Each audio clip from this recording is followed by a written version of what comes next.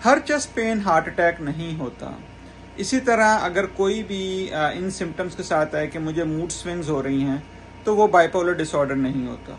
कोई आए जी के सेल्फ कटिंग बिहेवियर के साथ, वो बॉर्डरलाइन पर्सनालिटी डिसऑर्डर नहीं होता। ये सिम्टम्स ज़रूर हैं बाइपोलर डिसऑर्डर की, बॉर्डरलाइन पर्सनालिटी डिसऑर्डर की, लेकिन just based on the symptom, जिस तरह हम अगर कोई सिर्फ चेस्ट पेन के साथ आए और हम उसको लेबल कर दें कि जी इसको हार्ट अटैक हो रहा है, ऐसा नहीं होता। उसके लिए आप उसकी ईकेजी करते हैं, उसके ब्लड टेस्ट करते हैं और बाकी काफ़ी सारी चीज़ें होती हैं।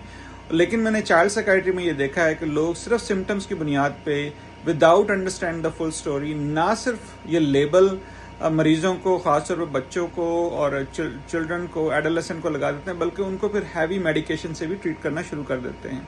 तो इसलिए बहुत ज़रूरी होता है कि हम पेशेंट्स को समझें, उनकी फैमिलीज़ को समझें और फिर अगर वो पूरा डायग्नोस्टिक क्राइटेरिया मीट कर रहा है तो फिर उनको डायग्नोस करें।